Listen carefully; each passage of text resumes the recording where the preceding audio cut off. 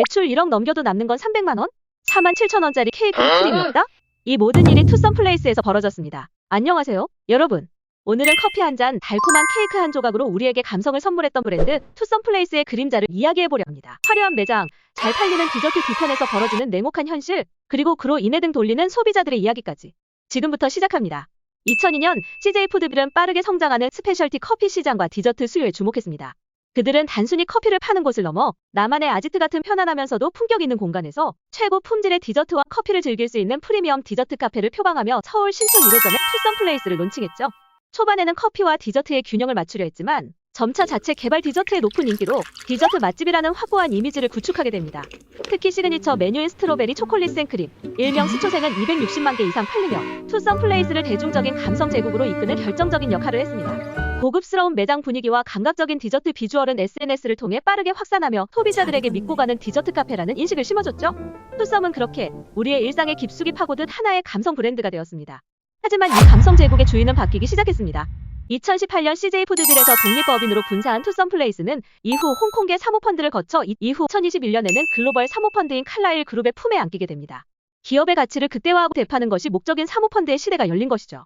과연 이 소유권 이전이 투썸의 감성과 경영 방식에 어떤 영향을 미쳤을까요? 소비자들에게는 감성으로 다가왔던 투썸. 하지만 점주들에게는 달랐습니다. 투썸플레이스 매장 하나를 오픈하는 데 필요한 초기 투자 비용은 상상을 초월합니다. 최소 5억 원 이상이 필요하죠. 점포 임대료는 물론 고급스러운 인테리어와 값비싼 장비 구입, 그리고 매장 운영에 필요한 보증금까지. 이 모든 것을 감당하고 나면 점주는 이미 큰 빚을 안고 시작하게 됩니다. 공정거래위원회 자료에 따르면 투썸플레이스 가맹점의 월 평균 매출액은 4천만 원대 중반으로 나타납니다. 하지만 일부 기사에서는 월 매출 1억 원을 훌쩍 넘기는 대형 매장도 있다고 보고됩니다. 문제는 매출액이 높다고 해서 점주의 수익이 비례하지 않는다는 점입니다. 매출 1억 원을 찍어도 상황은 녹록지 않습니다. 월 1억 원의 매출 중 고정비, 임대료, 관리비, 세금 등과 인건비, 그리고 각종 운영 비용을 제외하고 나면 점주에게 손에 쥐어지는 순이익은 고작 300에서 400만 원 불과하다고 하소연합니다.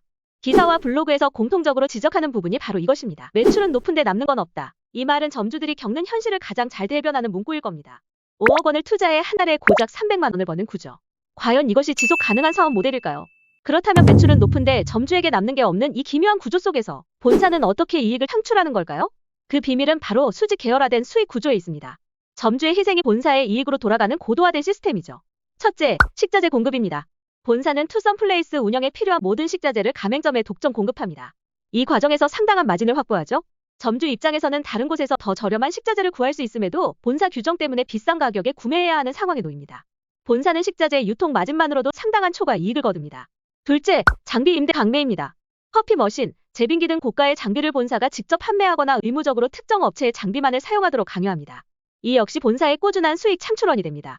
점주가 장비 구매나 임대에 드는 비용은 본사의 안정적인 추가 수익원으로 직결됩니다.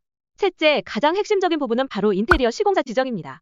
투썸의 고급스러운 감성을 유지한다는 명목으로 본사가 지정한 시공사를 통해서만 인테리어를 진행하도록 하는 경우가 많습니다. 이 과정에서 발생하는 높은 인테리어 비용은 고스란히 점주의 부담이 되며 본사가 이 연결고리에서 상당한 수익을 얻는다는 지적이 꾸준히 제기됩니다. 결국 점주가 투자한 인테리어 비용은 본사가 설계한 이윤 극대화의 핵심 장치로 활용되는 셈이죠. 여기에 가맹비와 월별 로열티까지 더해지면 점주는 사실상 매출을 올리는 사장이라기보다는 본사가 정해놓은 비용 구조 안에서 수익을 관리하는 관리자에 가까워집니다. 실제로 투썸플레이스 본사는 2024년 매출 5,200억 원, 영업이익 326억 원을 기록하며 견고한 성장을 이어가고 있습니다. 본사가 수천억 원의 매출과 수백억 원의 영업이익을 기록하는 동안 그 그림자 뒤에는 점주들의 고군분투와 상대적으로 적은 수익이 존재합니다. 열심히 일할수록 본사의 배만 불려주는 구조인 셈이죠. 이런 본사와 점주의 불균형은 결국 소비자에게까지 영향을 미치기 시작했습니다. 특히 최근 불거진 고가 케이크 논란은 투썸플레이스 브랜드 신뢰도 하락의 결정적인 계기가 되었습니다. 47,000원짜리 2단 케이크? 시각적으로는 화려하고 멋지지만 실제로는 겉만 번지르르, 속은 없다는 비판이 쏟아졌습니다. 기대했던 촉촉한 시트와 풍성한 크림은 찾아볼 수 없었고 일명 텅 빈 케이크 논란으로 번졌죠. 한 유튜버는 투썸 케이크 안에 스펀지 같은 부직포 포장지가 그대로 들어있었다며 혼란스러움을 감추지 못하기도 했습니다. 소비자들은 비싼 가격에도 불구하고 과거 투썸 디저트에서 느꼈던 만족감을 더 이상 찾을 수 없게 되었고 감성 뒤에 숨겨진 실속 없음에 실망감을 느끼며 등을 돌리기 시작했습니다. 자, 오늘의 이야기를 정리하며 송이사만의 인사이트를 드릴게요. 브랜드는 소비자에게는 이미지이지만 창업자에게는 곧생계입니다. 예쁘고 감성적인 이미지에만 속아서는 정작 중요한 매출 구조와 수익성을 놓칠 수 있어요. 창업을 고려하고 있다면 단순히 매출액만 보고 혹해서는 안 됩니다. 매출이 아니라 그 안의 구조를 봐야 하죠.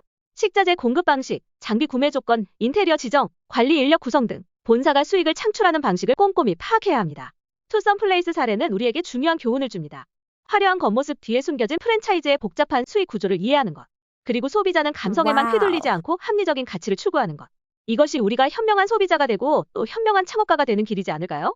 여러분은 어떻게 생각하세요? 댓글로 달아주세요. 오늘 우리는 투썸플레이스의 달콤한 감성 뒤 숨겨진 씁쓸한 진실을 파헤쳐 봤습니다. 그런데 문득 궁금해지지 않으시나요? 우리 일상의 특별한 순간을 함께하는 이 케이크는 도대체 어디서 시작된 걸까요? 놀랍게도 케이크의 역사는 수천 년 전 고대 이집트까지 거슬러 올라갑니다. 당시엔 꿀을 넣은 빵이 보였죠. 이후 로마 시대를 거치며 둥근 모양으로 발전했고 중세 유럽에서는 견과류와 과일이 들어간 형태로 진화했어요.